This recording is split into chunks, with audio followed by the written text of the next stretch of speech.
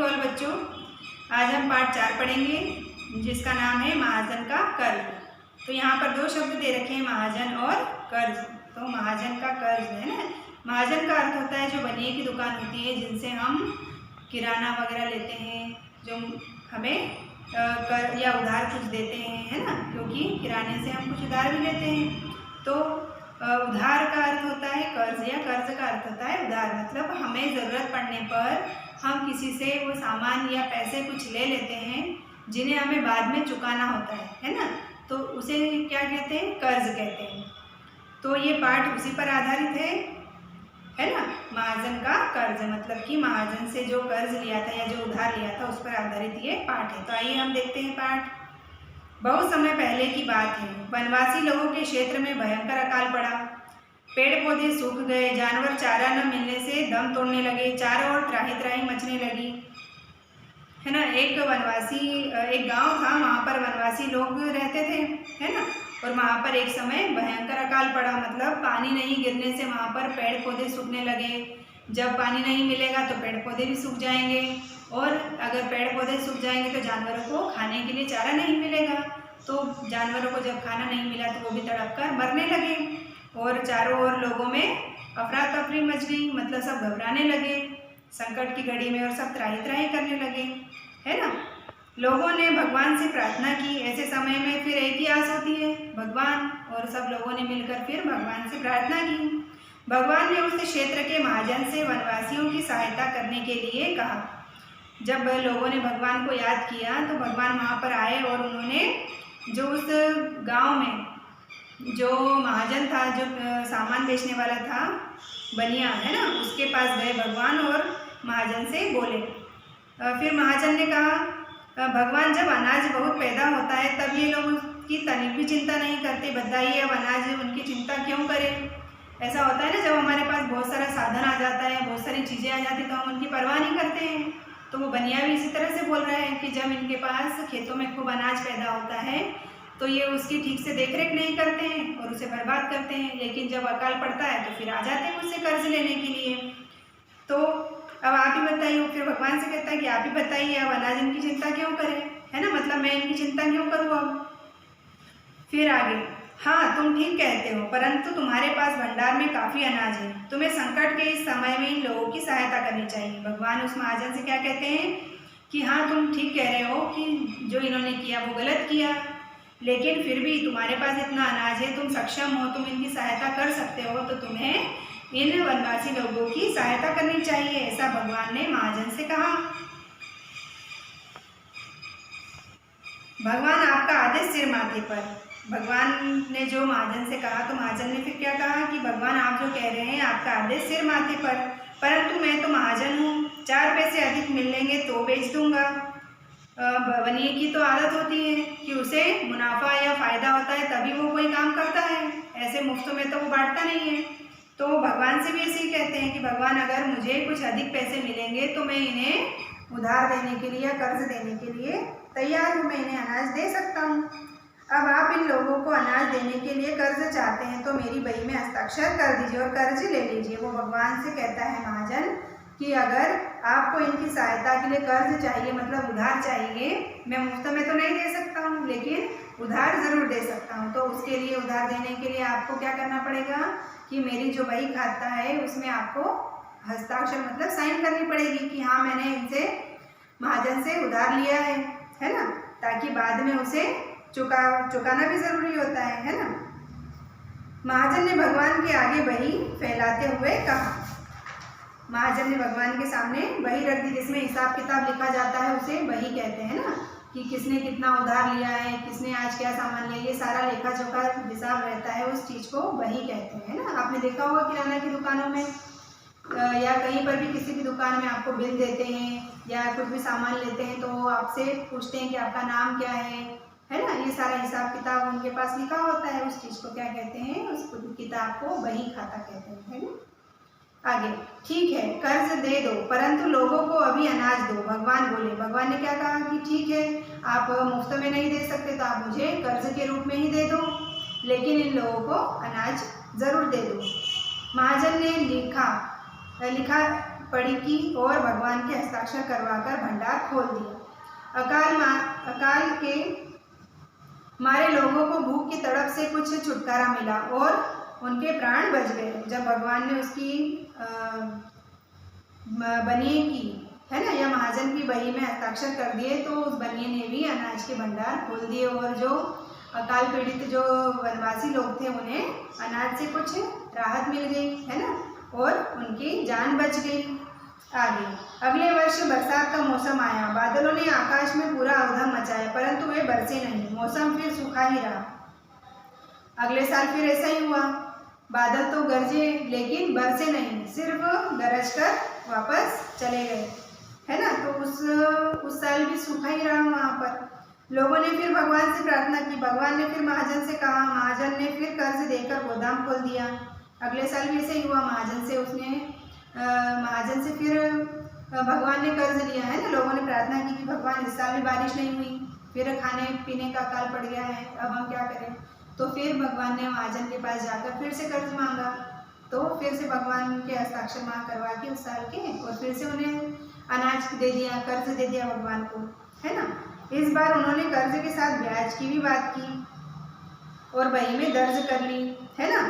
मतलब साल का कुछ ब्याज लगता था कि आपको जो मूल है वो तो देना ही पड़ेगा, उतने पैसे तो देना ही पड़ेगा जितने का अनाज खरीदा है, उसके साथ आपको एक्स्ट्रा चार्ज भी लगेगा है ना। तो वो भी महाजन ने उसमें जोड़ लिया अपनी बही में। साथ ही यह भी कहा दिया कि पुराना और वर्तमान दोनों ही कर्ज जल्दी चुकाने का प्रबंध किया जाए है ना। महाजन ने ऐसा कह दिया कि आपको ये कर्ज तो ले रहे हो लेकिन इसे जल्दी ही चुकाना पड़ेगा। भगवान ने अनाज की व्यवस्था के साथ ही सबको कर्ज के भुगतान की बात भी बता दी। सभी ने आश्वासन दिया कि अगली फसल पर कर्ज तथा ब्याज दोनों ही चुकता कर देंगे। जब भगवान ने महाजन से कर्ज लिया तो जिन लोगों के लिए लिया था, जो वनवासी लोगों के लिए कर्ज लिया था बनिए से भगवान ने, तो उसे चुकाने की बात भी उन सब लोगों को समझा दी कि आप कर्ज तो ले रहे हो लेकिन इसे चुकाना भी है।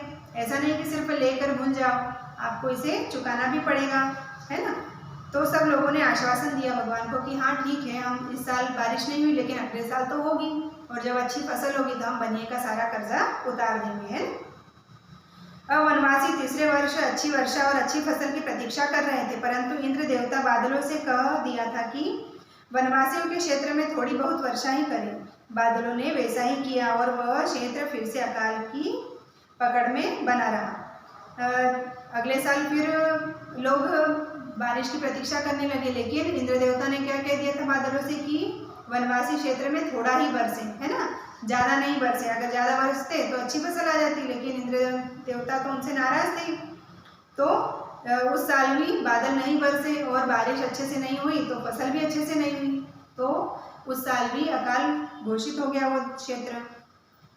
3 वर्षों के लगातार अकाल से वनवासी हाहाकार करने लगे। उन्होंने फिर भगवान से विनती की। भगवान ने फिर से उन्हीं महाजन से कर्ज लिया और अकाल पीड़ितों की मदद की। जब अकाल पड़ा उस वर्ष भी सूखा हुआ तो फिर से प्रार्थना की भगवान से। भगवान ने फिर बनिए से कर्ज ले लिया है ना, महाजन से कर्ज ले लिया और उन अकाल पीड़ितों की मदद कर दी। महाजन ने भगवान को इस बार जरा आंखें तरेर कर कहा, भगवान कर्ज तो लेते जा रहे हो परंतु पुराना और मूल दोनों ही चुकाने की तरफ भी ध्यान दो। जब बार बार कर्ज लेते हैं तो बनिया थोड़ा सा गुस्से में आ जाता है और भगवान को आंखें दिखाते हुए कहता है कि आप सिर्फ कर्ज लेते जा रहे हो लेकिन इसके मूल जो पैसे चुकाने हैं उस पर और ब्याज पर आप बिल्कुल ध्यान नहीं दे रहे हो, आपको वो चुकाना भी ज़रूरी है। भगवान बोले, फिक्र मत करो महाजन, तुम्हारा मूल और ब्याज दोनों ही पाई पाई चुका देंगे। भगवान उसे आश्वासन देते हैं महाजन को कि तुम चिंता मत करो, तुम्हारा ब्याज और जो मूल पैसा बन रहा है वो हम तुम्हें ज़रूर चुका देंगे। परंतु दुर्भाग्य ने साथ नहीं छोड़ा। लेकिन कर्ज तो चुकाने की बात हो रही है लेकिन जो भाग्य है उनका, किनका, वनवासियों का, वो उनका साथ नहीं दे रहा है। चौथे वर्ष भी बादलों की लुका छुपी बनी रही। वे फिर से धोखा दे गए और अकाल निरंतर बना रहा। चौथे साल भी ऐसा ही हुआ। चौथे साल भी क्या हुआ कि बादल गरजे लेकिन बरसे नहीं, तो बारिश अच्छी नहीं हुई तो वो साल भी अकाल घोषित हो गया है ना। फिर वापस भगवान बिना किसी की विनती किए स्वयं अनाज उधार लेने के लिए महाजन के पास चले गए। चौथे वर्ष भी जब अकाल पड़ा तो भगवान किसी के बिना बुलाए ही चले गए क्योंकि उन्हें तो चिंता है अपने भक्तों की तो वो बिना बुलाए चले गए महाजन के पास और उनसे कर्ज ले लिया। महाजन ने तुरंत बही फैलाकर हिसाब बताते हुए पुराना कर्ज चुकाने को कहा। जब भगवान चौथी बार फिर महाजन के पास गए तो महाजन ने क्या किया कि जो हिसाब की किताब थी, जिसे बही कहते हैं, वो भगवान के सामने फैलाकर रख दी और पुराना कर्ज चुकाने के लिए कहा भगवान से। फिर आगे भगवान ने फिर हालात ठीक होते ही कर्ज चुकाने का वायदा किया, पर इस पर नाराज होकर महाजन ने उनका मुकुट छीनने की कोशिश की। जब भगवान उनका कर्ज चुकाने में असमर्थ थे तो उस महाजन ने क्या किया कि वो भगवान से उनका जो सिर पे मुकुट पहनते हैं कृष्ण भगवान, वो उनसे मुकुट उतारने और छीनने की कोशिश करता है महाजन भगवान से। भगवान अपना मुकुट बचाने के लिए आगे आगे भाग रहे थे और महाजन कर्ज के हिसाब की बही हाथ में लेकर उनका पीछा कर रहा था। अंत में दौड़ते दौड़ते भगवान सेठ की पकड़ में आ ही गए। कहते हैं जब भगवान उससे बचने के लिए भागते हैं और पीछे पीछे बनिया चलता है तो भगवान उसकी पकड़ में आ जाते हैं, है ना, बनिया भगवान को पकड़ लेता है। फिर चांद और सूरज महाजन और भगवान की लुका छुपी देख रहे थे। उन्हें लगा कि कहीं कर्ज और ब्याज के भार से दबे भगवान का मुकुट सचमुच यह महाजन छीन ही न ले। जब हम किसी से उधार ज़्यादा ले लेते हैं और वो उधार नहीं चुका पाते हैं तो फिर महाजन ज़बरदस्ती हमारी कोई भी वस्तु जो कीमती होती है वो हमसे ले लेता है या हमें उसे देना पड़ती है ना, क्योंकि पैसे तो नहीं दे पा रहे तो फिर हमें कुछ सामान उसके पास देना पड़ता है। तो वो महाजन भी फिर भगवान के पीछे दौड़ता है और उनसे उनका मुकुट छीनने की कोशिश करता है और दौड़ते दौड़ते फिर भगवान उस महाजन की पकड़ में आ जाते हैं। और ये सब सारी घटना कौन देख रहे थे? चांद और सूरज, है ना। और वो आपस में बातें करते हैं कि इससे भगवान का सच में मुकुट ना छीन जाए, है ना, क्योंकि महाजन उनके पीछे आ रहा है। तभी चांद ने सूरज से कहा, भैया किसी के सम्मान की प्रतीक पगड़ी या मुकुट उतारते हुए मैं नहीं देख सकता। जो ये घटना हो रही थी, अब चांद और सूरज तो भगवान क्या आराधना करते हैं, तो वो क्या चाहते हैं कि हम ऐसी घटना नहीं देख सकते, हम हमारे आराध्य की ऐसी अपमानितजनक घटना नहीं देख सकते हैं, है ना। वो दोनों आपस में इस तरह से बात करते हैं। और किसी का मुकुट या पगड़ी क्या होता है? उनका सम्मान होता है जो सिर पे पहना जाता है। तो वो चांद और सूरज इस तरह से बात करते हैं कि हम किसी का मुकुट या पगड़ी उतरते हुए नहीं देख सकते। हाँ, मैं भी किसी की इज्जत इस तरह खराब होते नहीं देख सकता। यह कहकर सूरज ने अपने आंखें बंद कर ली और चांद ने भी ऐसा ही किया। दोनों ने क्या किया कि अपनी आंखें बंद कर ली, क्योंकि वो किसी का सम्मान उतरते हुए नहीं देख सकते थे, इसलिए दोनों ने अपनी आंखें बंद कर ली। देखिए इस तरह यहाँ चित्र में आप देख सकते हैं, है ना, चित्र में दिख रहा है बनिया कैसे भगवान के पीछे दौड़ रहा है और चांद और सूरज ने किस तरह अपनी आंखें बंद कर ली है ना, क्योंकि वो भगवान के सम्मान को उतरते हुए नहीं देख सकते थे। ठीक है, आगे वनवासियों ने सूरज और चांद के इस प्रकार आंखें बंद कर लेने को ग्रहण लगना बताया। सच ही कहा गया है, कर्ज लेने से सम्मान पर ग्रहण तो लग ही जाता है। स्वयं भगवान का भी सम्मान कर्ज लेने पर ही खतरे में पड़ा। जो ये घटना हुई, आंखें किनकी? चांद और सूरज ने जो अपनी आंखें बंद की, इसे पुराने लोगों ने क्या कहा? इसे इस तरह से मान्यता बना ली कि जो चांद सूरज आंखें बंद करते हैं इससे ही ग्रहण लगता है ना। हम देखते हैं ना, चांद जब अमावस होती है, जब सूर्य ग्रहण लगता है, मतलब सूर्य छुप जाता है और पूनम के दिन चांद छुप जाता है ना। तो ये कैसे होता है? इस घटना में तो उन्होंने काल्पनिक घटना बताई है कि इसमें जब भगवान का मुकुट उतरता है तो उनके सम्मान पे आ जाती है, तो वो अपनी आंखें बंद कर लेते हैं चांद और सूरज। लेकिन वास्तव में ऐसा नहीं होता है।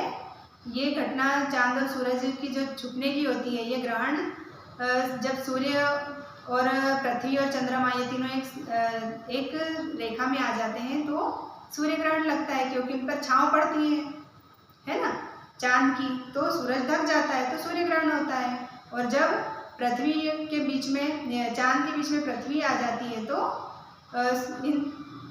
चंद्र ग्रहण लगता है ना। इस तरह से घटनाएं होती हैं।